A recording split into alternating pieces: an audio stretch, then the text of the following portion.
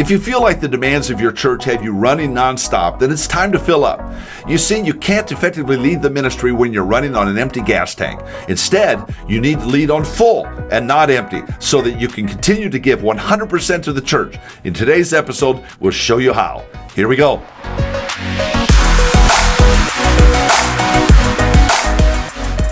You know, Jonathan and I have both been runners growing up through life and high school and college, enjoyed running. And I picked it up again here a number of years ago. And I decided that after I picked it up again, that I was going to run. I'd run in some little local races like little 5Ks and 10Ks, but I had never done a 20K. Well, there's a major 20K in Des Moines, Iowa called Dam to Dam. You're going to run from the big dam, Saylorville Dam, up at one end of town on the north, all the way down to the series of dams downtown. And I said to myself, okay, I'm going to prepare for this. I'm going to train for this, the whole deal. So the morning of Dam to Dam, so it's really early in the morning, and we stayed with the Hagues. And so Gary was there and his wife, and then Ed was there and his wife, and I'm there with my wife, and they're making a big breakfast. And I'm saying to myself, wait a minute, I'm getting ready to run this race. I'm imagining myself either throwing up all this food or having to stop at the porta potties all the time to get rid of all this food. And I'm thinking, this is not, so I didn't eat it all. I mean, I ate a little bit and that was it. And Ed and Gary are looking at me like, are you crazy? You're going to do this 20K run with no food in your stomach. Well, I don't want it to come out the wrong way. So I decided to do this. And I get about halfway through, and you know what happens. Yeah. I mean to tell you, I just absolutely drooped. Why? Because I was trying to run a 20K on an empty stomach. Let me tell you something. It doesn't work. You can't run on an empty stomach, and you can't lead your church on an empty stomach and on an empty life and all that's within you. Right. You've got to have something in the tank, and that's exactly what we're going to talk about with you today. Is trying to lead your church on full and not on empty. Yep. You know, there's a great book out. It's been out a few years now. Wayne Cadero wrote on leading on empty. And it speaks specifically to pastors trying to lead their church while they themselves are not being filled in order to be able to lead. Yep. So it's a big topic. Pastors face it every place. It leads to burnout. We talked about that here in one of the previous episodes. Yeah. But you can lead on full. And that's what we want to encourage you to do today. Yeah, that episode was on avoiding burnout was on episode 52. Okay, so check that one out if you haven't yet. But the key is you want to lead on full, not on empty. So Dick, kick us off a little bit on how do you do that? Well, the very first thing to do, this is going to sound so simple and you're going to say, thank you, Captain Obvious, but is to make your day off a true day off. I watch way too many pastors. Yeah. I've done it. You've done it. It's a day off. And yet, I'm just going to dabble a little of the stuff here and a little bit over there. And I'll get to that here in about an hour. Just take care of a few emails real quick. And the reality is you're not taking a true day off. Yep. You're not relaxing. Now, listen.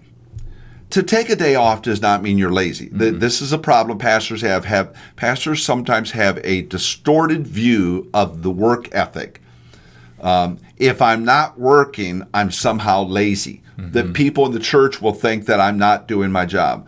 Listen, you could take that one all the way to the bank, that if you keep doing it, you're going to burn out. Yeah. You're going to crash and burn, and you're not going to lead your church to where you need to lead it. Yeah. I remember when we were raising you and Aaron, that really I worked 5 days a week, the way our church was set up. So I would work Monday through Friday, and then Saturday was my day off. Yeah. And then Sunday, the board called it neither a day on or day off. Well, let me tell you, if you're a staff member and it's called neither day on or day off, you got to be there. So I was working 6 days a week, and I just did that for years. Yeah. And we made it, but the reality is, if you could protect your time, you're going to be refreshed. Take vacation. Oh, I can't take vacation. I don't have the money to take. Okay, I'm not saying you got to go, to the Bahamas all the time, but you've got to take the time to pull away. Yeah. I wish I could remember that statement. Some older gal had said, she had a little retreat center for pastors, and he said, you can come apart.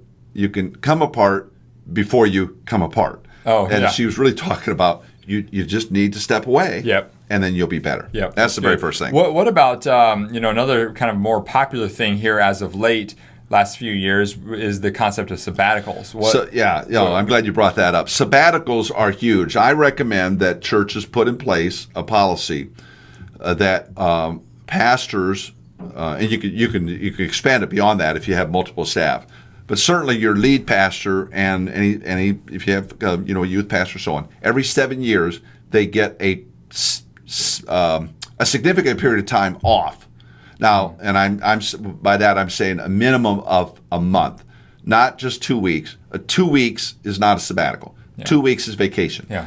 But 4 weeks to 8 weeks where you can really get away. The church needs to fund it, so you need to put money aside in the budget for you to get out of Dodge. Yeah. You can't be just sitting around seeing everybody at Walmart in the store and everybody's talking church and everything with you. You've got to really step away. The sabbatical can give you a rest that you can't get otherwise. Yeah.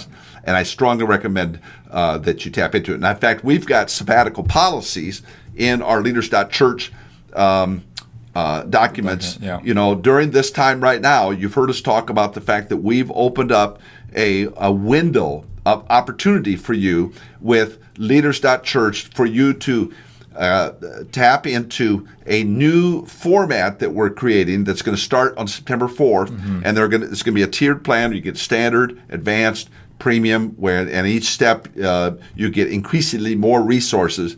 Of course, the pricing goes up accordingly, and it's clearly worth every nickel for value for you. But inside of Leaders.Church, you get things like sabbatical documents. And today, up through the 3rd, go to Leaders.Church/grandfather, because you're going to be grandfathered in at the old price, and you get everything that's in the new pricing structure. So I'd strongly encourage you to go take a look at that. Yeah.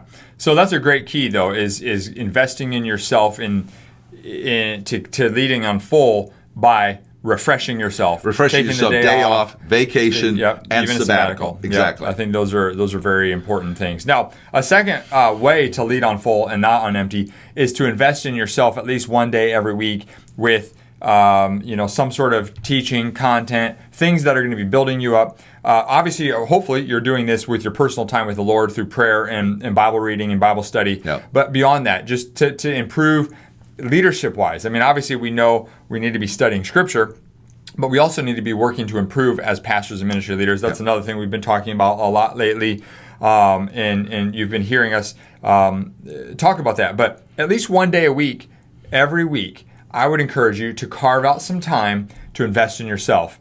And so, what are the things that are energizing you? What are the topics you need to be looking at? Who is it that can help you? How can you find that time to invest in yourself? Those are all the things you have to process. And I would encourage every pastor listening or watching this to get it on the calendar. To say, this is a non-negotiable. Because if I don't do it, then I'm becoming stagnant. Right. I'm starting to get on empty, and I don't want to get on empty. I want to stay full.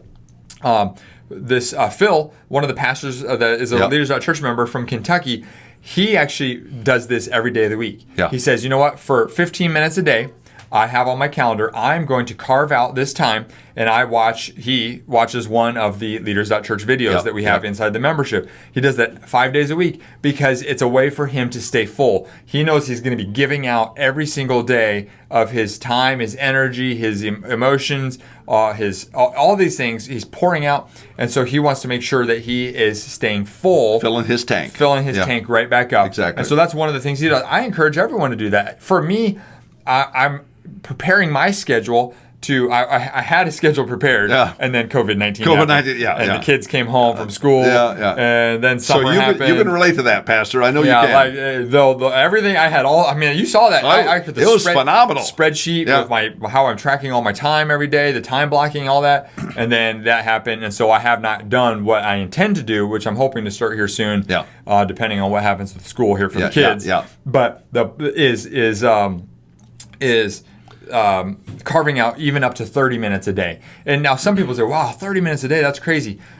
The thing is, if I want to be full and I want to keep growing personally and leading at another level, I can't do that. It doesn't, you can't hope that to happen. No. There's no, you have to be strategic, be intentional, and that's what's going to help you. And so that's our encouragement, is to invest in yourself. Exactly. So, what's the takeaway from what we're talking about here today, John? The takeaway is you want to lead on full, not on empty. And two of the ways to do that is to make your day off a true day off, and then to invest in yourself at least one day every week. That's what's going to help you to keep your tank full and stay recharged and ready to go to lead and operate at the level that God wants you to.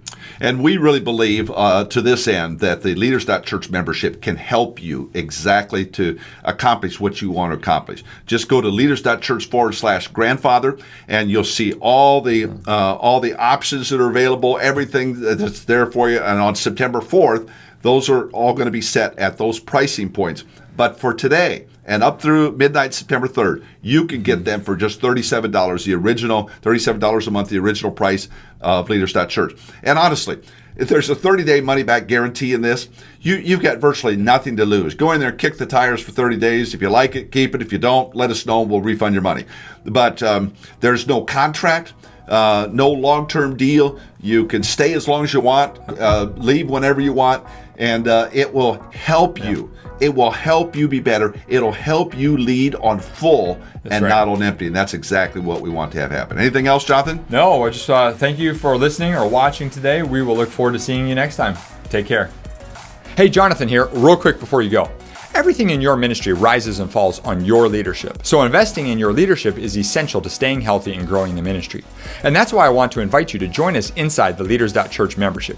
This online streaming service for pastors gives you access to more than 300 videos plus training material to level up your leadership and improve your ministry skills. If you'd like to do that, I want to invite you to go to Leaders.Church/boost. Again, that's Leaders.Church/boost. Well, thanks again for joining us on the Church Tips Podcast. We'll look forward to seeing you next time.